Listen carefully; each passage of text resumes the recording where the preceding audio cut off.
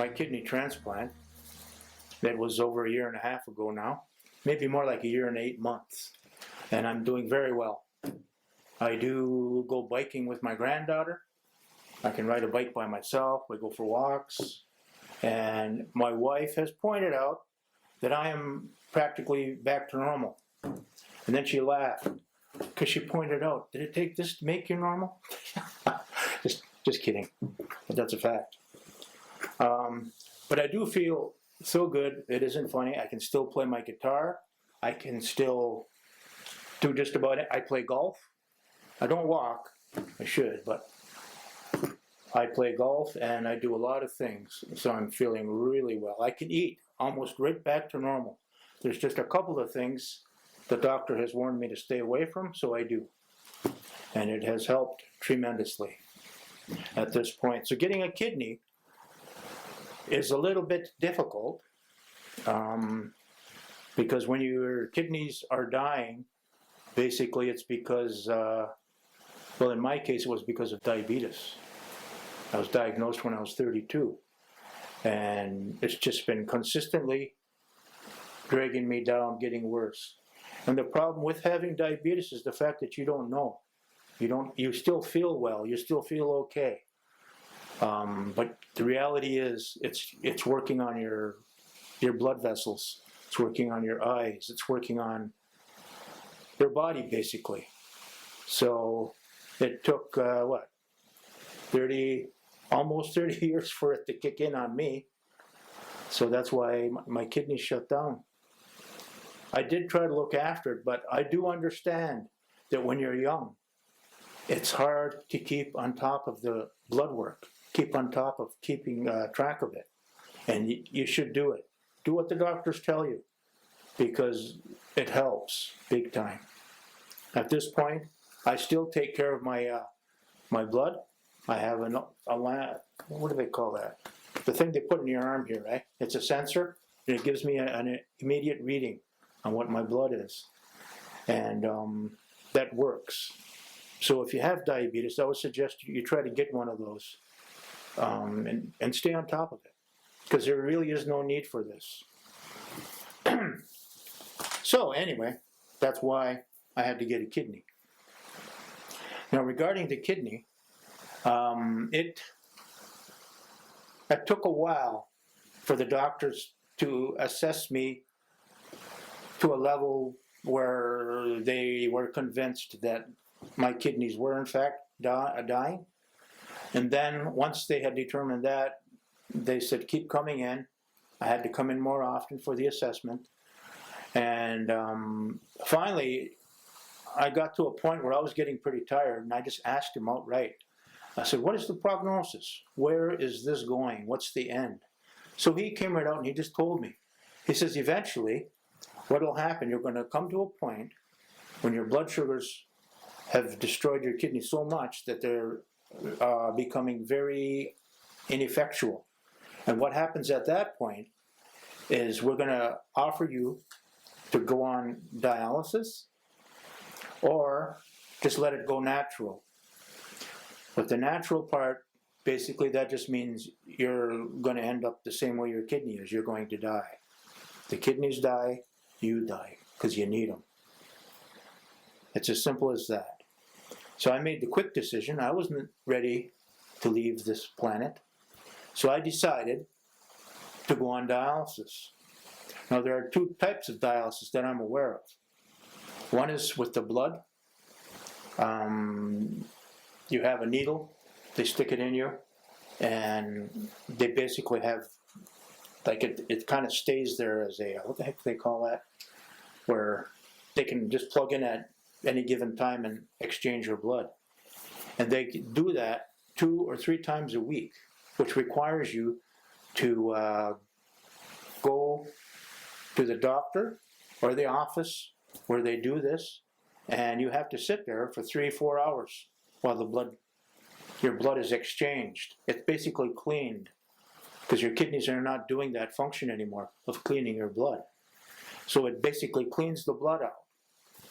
And I do know several people who have had that done, and they have successfully gotten a kidney. and they are doing well at this point, as far as I know. That is one method. I chose not to do that because I did not want to have to run in, and I don't like needles sticking out of me. I thought I'd be more active, but I wasn't. That would have worked just fine, but I was too tired to do anything. But anyway, I chose to go on dialysis of the peritoneal, which is where they basically stick a hose into your peritoneum, which is inside of your stomach. It's basically, it's not in your stomach, it's the lining within your abdomen, okay? Your stomach is inside that abdomen along with your heart and your lungs and everything. Well, the peritoneal is that cavity that's in there where everything is located. And what they do is they put a solution in there. The solution goes in and it stays there, and then it's pumped out every about 2 hours, something like that, as you sleep. They put it in you when you're sleeping, and after 8 hours of it consistently going in and coming out, and new stuff going in, and the old stuff being drained out, after 8 hours of that, well, it's time to wake up anyway, because this is done while you sleep, and it basically makes you feel so much better. It cleans out your blood so that actually you do feel better, but it's not like you were. Actually, it keeps you alive. And people have been known to live on this for 12 years plus. So it is difficult. It is a bit intensive when I think back on it. Every night you got to be very careful. Do what the doctors tell you and do what the nurses tell you. They will show you and they will show you until they figure you've got it down pat, so that there will be no missteps or mishaps. So do not be afraid of it. It worked for me, and I feel, actually while I was on peritoneal, all through the day I could do abnormal stuff because I just took it off. The hose was sticking out right about here on my abdomen, and it was there all day. They have to give you little clasps where you can lock it in place, and you don't have to worry about it until you hook up that night. This happens every night. All of the equipment is delivered. All the solutions are delivered. You're talking about, you need room. They bring you enough solution for 2 weeks. In my case, it was 2 weeks because I live in an apartment, and I don't have a lot of space. They like to deliver once a month, and that's pretty much double that. And I did not have that kind of room, but it worked. My wife and I, we made it work, and it is a good way to go as far as I'm concerned, because it worked out. But you got to listen to the doctors and listen to the nurses. And if there's any type of infection, you get on it. Don't let it go. Get on it, because those people are there to help you, and they will. They have gone out of their way for me several times, because I was on peritoneal dialysis for a little over 3 years. So it worked. Now, we're still not at me getting a kidney. So at the end of the 3 years, the doctor basically asked me, okay, are you ready to go in for a kidney transplant? We can put you on the list.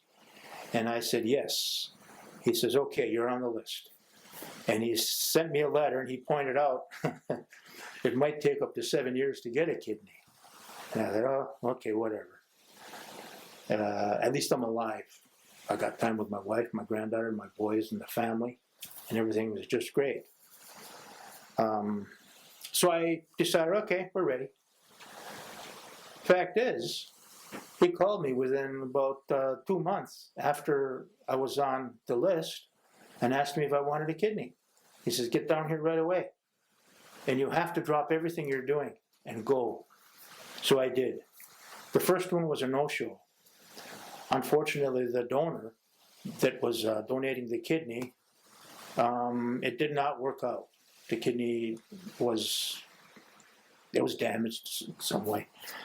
So it did not work out. But anyway, I got to stay in the hospital for a night because they prepped me. I was ready. And at the end of the day, they just sent me home. We can't do this today. And I thought, oh my stars, here we go, on again with another few more years. But they called me within 3 weeks of that. And they put me in, and the kidney was there, and I was there, and everything was ready to go. It went well. I got the kidney.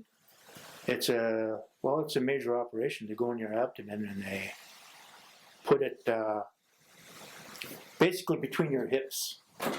Okay, your kidneys are in your back. Your natural born kidneys are in your back. They do not take them out. They leave them there, and they put it between your hips and your abdomen. Okay, and mine is on the left side. And as I sit here and speak, I can't even tell where it is. I feel good. I can do everything. I go out in the bush and I cut wood. I've actually chopped a tree down the other day with an axe. I had the energy. There's no way I could have done that even a year ago after my first operation, after the first part of my operation. There's no way I could have done it because I was still tired. But now some of that energy is coming back and I feel so much better. My wife has pointed out that I'm like, she said 95% back to normal. And so, anyway, if you can do it, do it. Yeah, I would encourage anybody to get it. If it's offered, do it. It is not a big deal. Sure, it's a little bit of trouble and it's a little bit of pain, but I will tell you, as I sit here and I'm talking to you right now, I feel so much better. I'm so grateful. And I'm grateful to the family who donated that kidney. I still got to write a letter thanking them. And yeah, so it's there to be done. And it is not that much when you consider what's going to happen. All your medication is taken care of. Everything, there is no reason for anybody, unless they don't want to. Yeah, there really is no reason for anybody not to get a kidney. So I would say, you have the opportunity, do it. And you, your family, everybody who loves you and cares for you will love it too. So I would just like to suggest that there is a lot of people out there who are willing to assist you through this venture in your life if you choose. I would suggest that you do it if you have the opportunity, because it is great in the end. They got the support of the doctors, you got the support of the nurses, you got the support of the nurses at the band office, you got support of your relatives, you've got the support of, even myself. When you give me a call, I can explain a lot to you because I've been through it. And it is very helpful to know that someone has gone through it. For me, I hadn't known anybody who'd been through it, but I've been known to just do whatever. So anyway, I would suggest, yeah, do it. You will be grateful for it in the end. And I am signing off.